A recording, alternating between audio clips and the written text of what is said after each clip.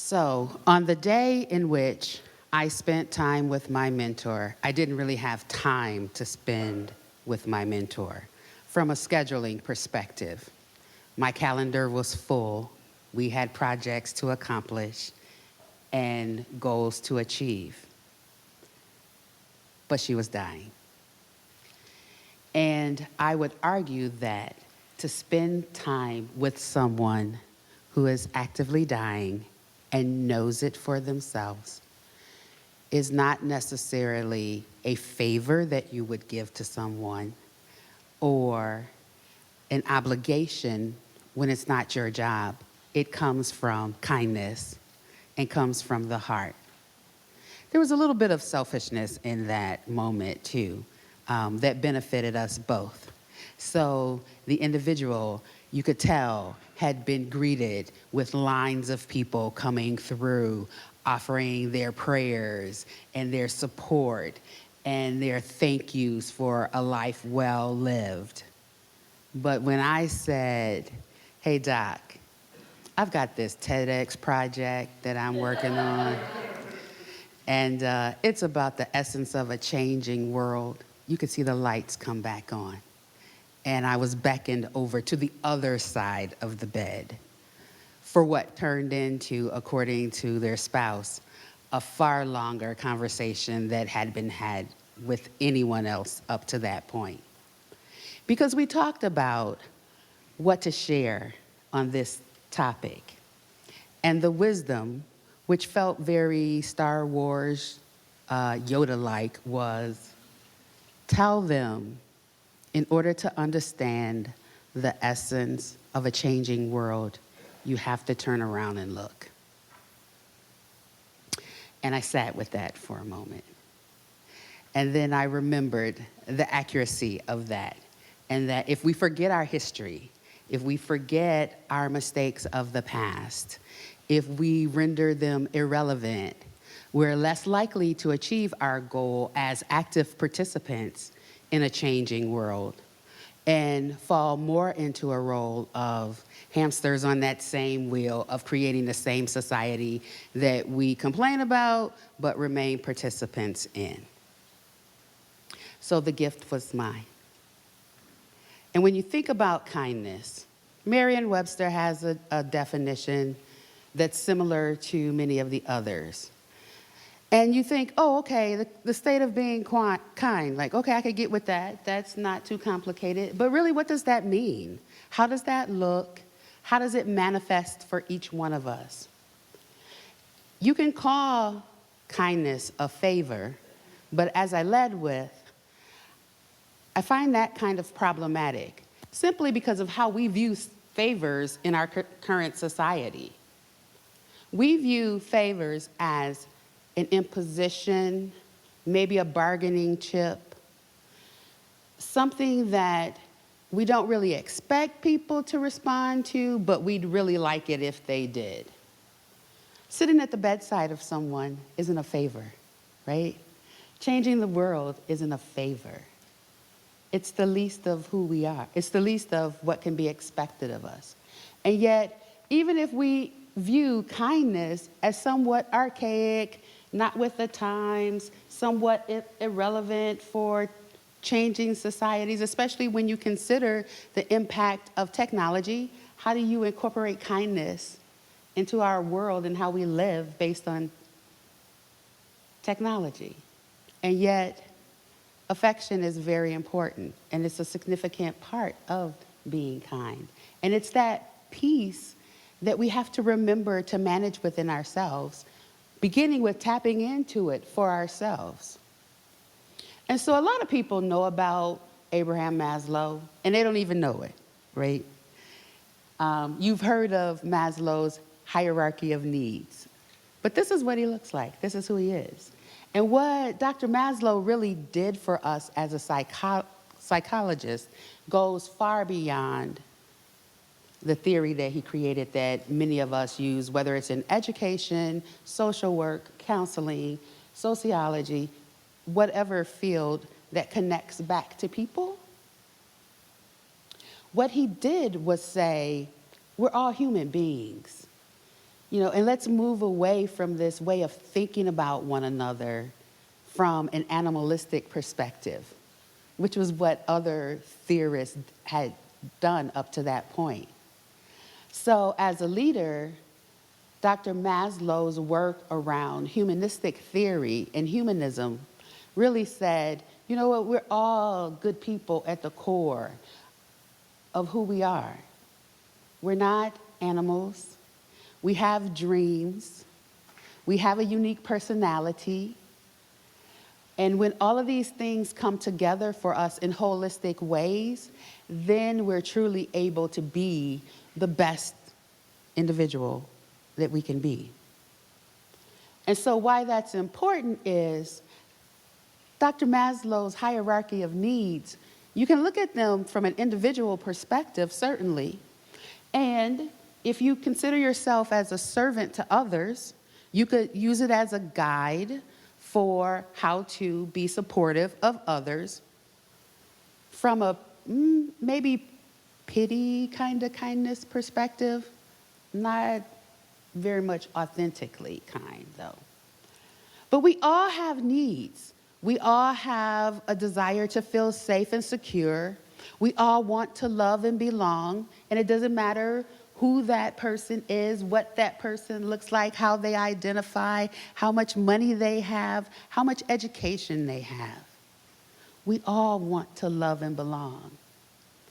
And the more we're able to accomplish and gain some of our needs, the more likely we are to have that self-esteem that allows us to, square our shoulders a little bit, put them back, hold our head up, not in an uppity way, but in a confident way, where we can look in the eyes of other individuals because we're not distracted by other things. And all of that leads to the road of being self-actualized, which really means you've got your stuff so together, you are okay with a changing world because you understand your placement in it, and you're willing to make room for somebody else to get to the same place that you're now able to experience. And the cool thing about Maslow's hierarchy of needs is that it's not a one-time thing. Like, we don't just become self-actualized and that's it, and life is over, and then we just kind of stop there. Because it's about growth, and we get the opportunity to continue to grow. And so, even though it's not described in this way, it is very much cyclical. So, thinking about it then from a strategic way of talking about kindness, how to manage kindness in a changing society, when we're able to see that others have psychological needs just like we do as individuals, then we don't look at them as a burden or a drain on society. Because we understand that that's the least we could do is help people get that foundation in place. When we understand what safety and security looks like, not just from rhetoric about crime and statistics and harm, those things are important, but the safety of making mistakes, the safety of being wrong about something you thought you knew, but you don't know it in the same way. And because the world is changing, you need to change with it. And that's a safety and security thing as well. No one's gonna draw you out front and put you on a billboard because you don't understand pronouns, right? But it's still important to understand pronouns, not for you, but for those individuals for whom pronouns are important. Love and belonging. We want to be in relationship with one another. And when we're in relationships where you know kindness is taking place, then you're able to give that back to another person. And because you understand what that feels like to have it, you want to share it. It's like your favorite candy. I would say your favorite now and laters, but that might date me a little bit. But I will say your favorite Jelly Bellies, right? And you get this big old jug of jelly beans. You don't know what it's gonna taste like. Like popcorn seemed like a good idea for a jelly bean to somebody. But, you give those warnings when you're sharing. You share, it's like it's not as good as it sounds. But those very cherry ones, now those are dope. And we can be the same way in how we share and create belonging in spaces that allow for that. Because we're building our own self-esteem when we do that. Somehow we've reduced kindness to thinking about it as buying a cup of coffee for the person in line behind you, and you've done your thing for the day, and you've paid it forward. And those are good things. I'm not knocking it, especially when I'm the person in line behind you.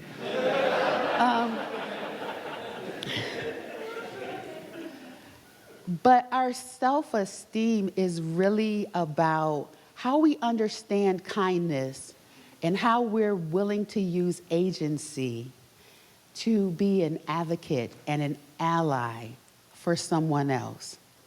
Knowing that being a really great ally means I'm going to stand in the space for someone else, knowing that it doesn't benefit me, it benefits them. That builds your self-esteem, and that moves you in that confident self-actualization space. And so as we think about today, as we think about the essence of change, I would argue that there are 3 ways in which we can manage kindness for ourselves. The first has to do with culture management. And we can look at that in a couple of ways. It can be culture in terms of how we show up around socioeconomic status or our educational privilege, race and ethnicity, certainly gender and patriarchy, or someplace else in this whole spectrum of it. But really, culture management is about asking, what am I going to commit to changing, even when it's going to cost me? Right? That's what it's about. The other piece is about choice management. We all have choices about how we move through the world, how we relate to others, where we will stand up for others. In this particular case, choice is about making the commitment to actively listen to another person and then using dialogue to not try to debate them and figure out how they're more wrong or how you're more right, but really just to say, hello, I want to understand your perspective, and I'm here to listen to it. Knowing that you might say something back at me that I may not agree with, that may hurt, that may offend, but I'm willing to take it in. That's an active choice. So we said culture, we said choice, and then change. And really, change is about how you manage the other 2, and it puts you on your journey for how you will manage the essence of a changing society. Because how you answer that question about what am I willing to change in myself, what am I willing to acknowledge for myself that I get wrong, where am I willing to create space for others, that will determine who you will be in this changing society that we're talking about. And that is the essence of all of what we're talking about today. Thank you very much.